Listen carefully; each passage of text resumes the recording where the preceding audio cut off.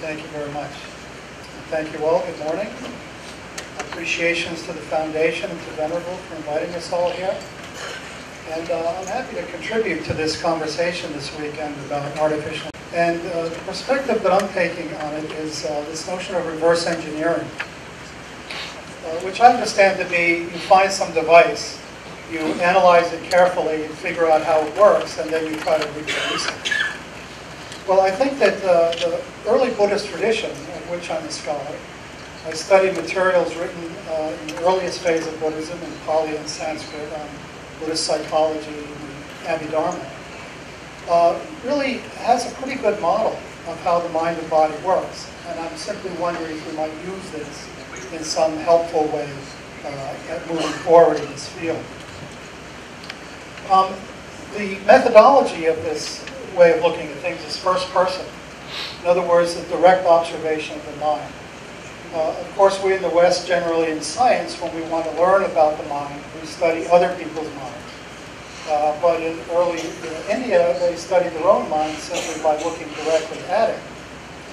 And what was discovered by doing that, as you can discover as well, is that mind unfolds in moments, one after another. And that these moments of conscious awareness may be arising out of a lot of massive parallel processing in the world and in the mind and body. But itself is a sort of linear series, a sequence of mind moments, one after another. There's a lot going on below the scale of first-person experience, lived experience. Things going on, atomically and chemically and biologically and neurologically that are far too fast and small for us to have any lived experience on. Our experience begins at this sort of one scale where these moments of consciousness arise, each one packaging a certain amount of information, a single object, a single set of responses to that object, and they happen one after another in rapid succession. They create this world of meaning, what I call a kind of macro construction. This is where we keep track of what day it is and what time it is and what we have to do. And this is what many so far this weekend have pointed to as a dream or an illusion or made of mind only. We're actually living in a virtual world already, let alone enhancing that with virtual reality. Again, this is accessed through meditation. Sariputta, one of the principal colleagues of the Buddha, is said to have had insight into these states one by one as they occur. Known they arise, known they're present, known they pass away. You too can get access to this easily through meditation or simply paying attention. And there's no sense at this stage of the tradition of there being a storehouse, no place where the mind comes from or goes to. It's entirely a process. Mind is an event, not an entity. Their primary model that I think is useful as a scaffolding for an attempt perhaps to create an artificial machine, if you will, are the five aggregates. The Buddhists recognized long ago that mental experience is complex, and it's the interaction of several different functions that gives rise to the complexity and the nuance. These five aggregates are really interdependently arisen. All five arise in the same moment, in one moment of mind, and then pass away, arise and pass away together. So it's actually better to represent them as overlapping and interacting with one another. So let's look more closely at what these aggregates are. Again, to use as a blueprint, if you will, for how we might construct a thinking machine. Material form is simply the four elements, earth, air, fire, and water, or solid, liquid, gas, and temperature. But also, this material form consists of the sense organs within our body, because it's material, and the phenomena of the world that give rise to the information that comes into the system. So both the organs with which we experience the objects and the source information of those objects are ultimately material. And then consciousness, the second of the aggregates, arises interdependently with mind and body. Mind and body arise interdependently. And unlike some religions that would say consciousness is primary and matter derives from that, And unlike the scientists that would say materiality is primary and consciousness arises from that, the Buddhists really see it as interdependent, co-creating one another, mind and body. The way it's put in one of the classical texts, conditioned by an object and organ, consciousness arises, the meeting of the three in contact. So this model gives more affinity to the sort of emergent constructivist view of consciousness than some of the later versions in Buddhist traditions. The third aggregate, perception, this is all of our cognitive capacity. This is the thinking, using language and concepts and ideas shaped by culture and so forth. This is where we try to figure out what it is that we're seeing, what is it we're hearing, smelling, or tasting, or whatever. And one of the points I'd like to make today is I think that primarily scientists these days are very good at this so far. That a lot of the machines we've created already are good at taking in information and using some symbolic system to try to figure out what that information means. But the two other aggregates, I think, are less well understood, less well studied. One is the feeling tone, and I add the word tone here because I don't mean the feelings or emotions, simply the hedonic valence. Does something feel good or does it feel bad? Or is it somehow indiscernible to be one or the other? And then there's the whole emotional component. This is where all our emotional responses lie. Intentions is a volitional aspect, what chooses and decides, a sort of executive function. And all of our personality traits, dispositions, and habits, and so forth are accumulated in these formations. Now, there are a few ways in which I think there might be an affinity between these Buddhist models of mind and contemporary attempts to model consciousness and mind and body. One, as I mentioned, is this kind of serial processing. I think we're familiar with that. Another is the fact that these factors are all seen to be without self, that one takes a sort of depersonalized view of the events that are arising, so perhaps we're all a little bit more like robots than we think. But also the fact that this basic tripartite structure, the part of the consciousness arising, may be very similar. Just as there's the knowing of an object by means of an organ, so also we can talk about processing information by means of some sort of device or apparatus. I raise this as a question. I don't know if those two things match on to one another, but they certainly have a certain similarity. So let's try mapping it out a different way. What we have coming from the world is certain kinds of information, video information, audio information, and so forth. The six senses of the body are sensors, basically, apparatus that is sensitized to take in this information, translate it into the language of neuronal activity and so forth. The five external senses, and then the mind is the sixth. I think it would be straightforward enough to think that we could duplicate this electronically. I'm sure this has been done. Already, of course, we have cameras that can see better than us, and microphones that can hear better than us, and so forth. And we have the capacity to process vast amounts of information. But then all of this, as a baseline, goes into the three aggregates.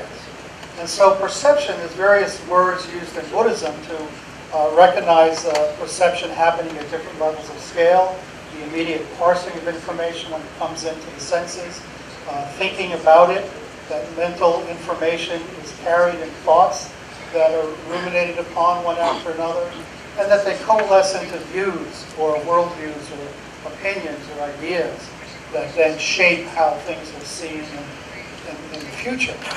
So again, I think all of this is material that we're quite familiar with, and ground that we're quite comfortable with. It's really just figuring out the perceptual and cognitive details. And I think our programmers and our scientists love this kind of thing. But of course, there's a response mechanism too. The sankharas, or these formations, are responses as well. The Other aggregates are trying to figure out what's going on here, and then our response is, what do we do about it? How do we act? And so there's a mental factor, volition, which kind of gives rise to action. This is impulse to act, which allows us to initiate things. And then in various mechanisms, they lead down into the performance of action in three different ways: bodily, verbal, and mental. Now even here, this kind of stimulus and response system, this kind of input and output, I think is fairly common, fairly pedestrian, and fairly accessible. I think a lot of our devices do this well. But things become more challenging, both theoretically and practically, when we add this aggregate of the feeling tone. And I think it's an open question at this stage, exactly what is a feeling? What is actually happening when something feels good and feels bad? What information is this carrying? How does it manifest to us? This is the embodiedness of being a human being. This is the qualia and what it feels like. This is when you close your eyes and look at these mind moments unfolding, it's a kind of tingling, a kind of juiciness, a kind of feeling alive.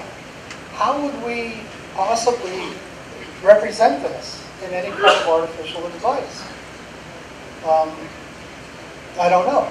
I don't think we could just flood the machine with dopamine or some technological equivalent, and that's going to be good enough.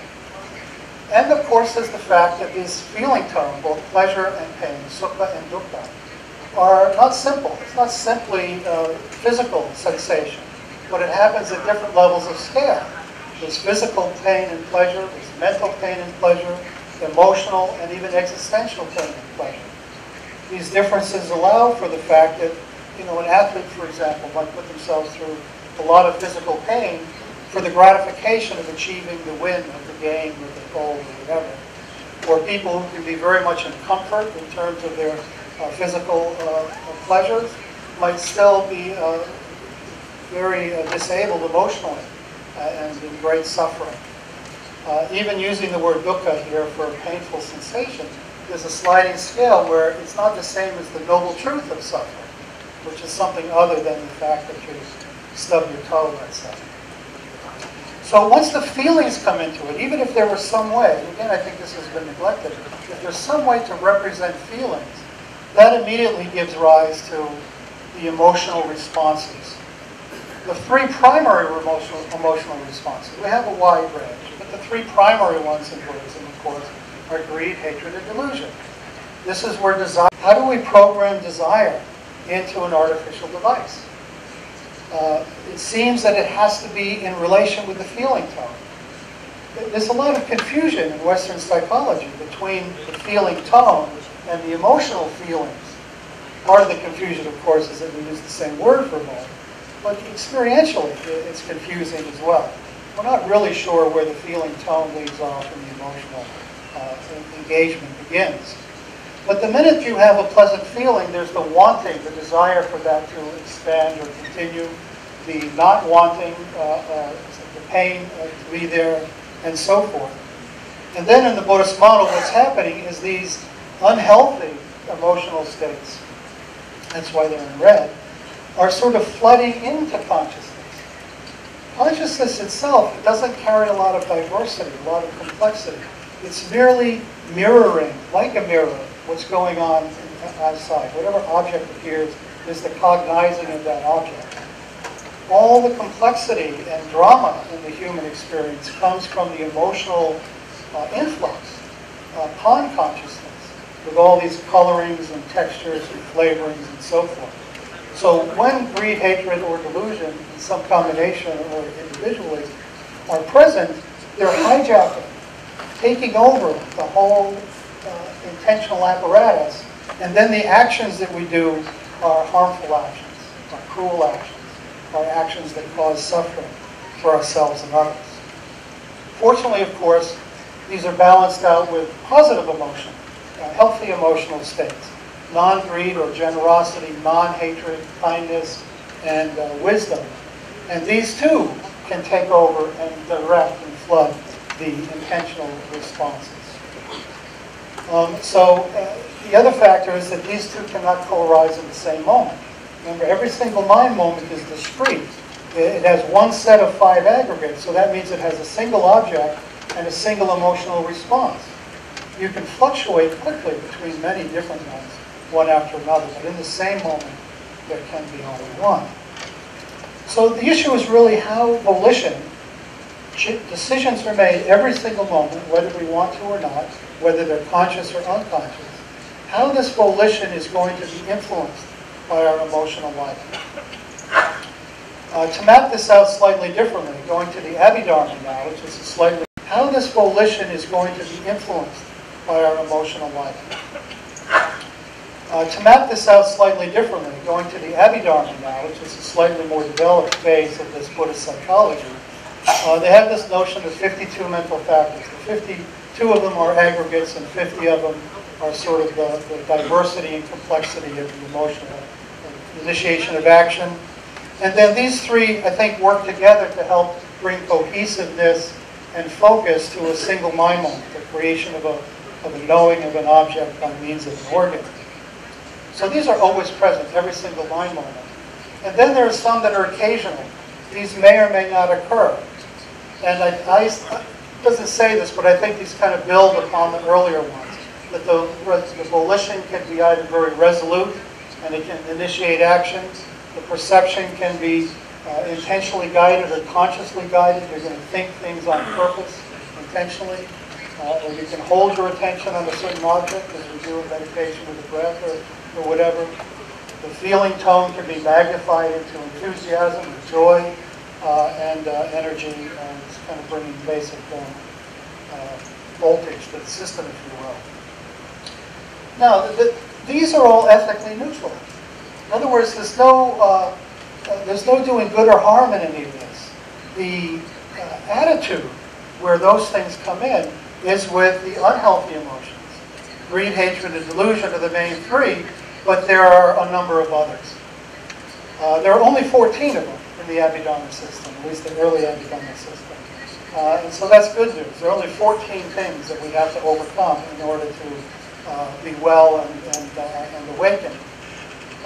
But again, anytime these things are functioning, they've taken over the system, and we are not only experiencing suffering ourselves, but we're causing suffering for others anytime we use these. Now the trouble is that they're effective. You know, many people say, well, anger is useful. You know, it gets things done. It gives you energy. Yes, but the Buddhists were never so concerned with what we do with our mind as with the quality of our mind that ensues from that action. And that's where the harm is being done, often inadvertently.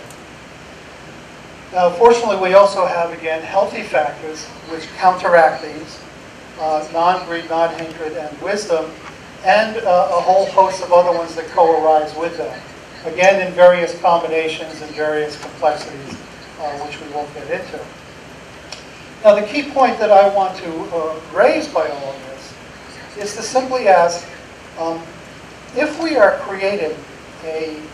trying to create a human device, a device that mimics the human being, how do we incorporate these two aggregates that are generally overlooked? The aggregate of the feeling tone and the aggregate of the emotional engagement with what's happening, often in conjunction with the feeling tone. And the critical question is, are these red states, greed, hatred, delusion, and their compatriots, are they requirements? Are they necessary parts of the system?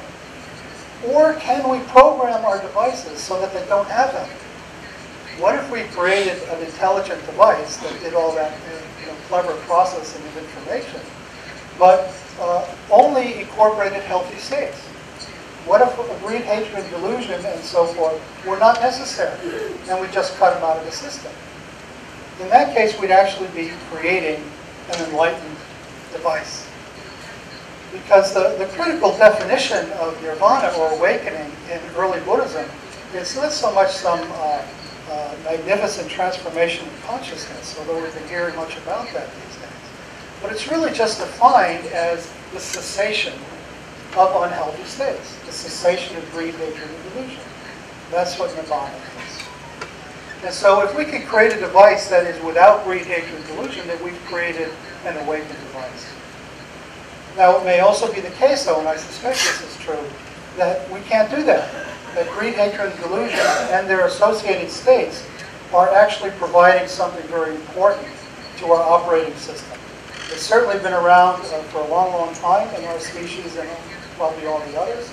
And so maybe there's something about it. We can't learn, we can't get motivated, we can't grow and evolve unless we are somehow driven by these effective, if harmful, states. And so I end with this final question. What is it that we're going to create here? Are we to create robots, which we're already doing, of greater and greater sophistication, but devices that basically process information but are ethically neutral? They're not humanoid, they're not human-like because they lack the feeling tone and the emotional complexity. They might have an action response, but not one that's driven by these attitudes that are healthy or unhealthy. Or are we going to create monsters? If it turns out that greed, hatred, and delusion are a necessary part of the equation, and we build it into a machine, especially a machine that becomes quite capable in some way or another, then I find that a terrifying process. I mean, we know how nasty human beings can be, driven by these primordial toxic forces. If we have to build those into our machinery, then I think there is a really serious danger ahead of us. Because it's one thing for a machine to do harm through delusion. You know, a bulldozer runs over a furry animal because it doesn't see it or it doesn't know any better, or it's programmed not to care. But if you have a machine that actually can manifest human malice, human hatred, human cruelty in some way, then that's a tremendous threat to us. Or, if we're able to design the machines that don't have these traits, then we're actually creating sages. We're creating enlightened beings. We're creating a whole range of devices that care deeply for us, that want to be kind to us, compassionate, want to help us. They're incapable of dishonesty. They're incapable of cruelty. And that could be a tremendous benefit for humanity, to be accompanied by devices that help us in all the ways that are positive. And then the fourth option, of course, is that we create persons like ourselves. That is, devices that incorporate both healthy and unhealthy components. And then the issue becomes, we're really in the same boat as they are. How do we learn to minimize the impact of the things that do us harm within ourselves? How do we learn to maximize and develop those qualities that help us out and so forth? So, I don't know what's going to happen. None of us do. But just one final remark. I know I'm out of time. Just from what I've heard this weekend, I think that this kind of use of technology to alter the humanity is upon us and is rushing in on us. I think that's going to happen no matter what. So I see this not so much as what is the future of Buddhism? Is Buddhism going to transform itself so it can use all these devices to help us get awakened?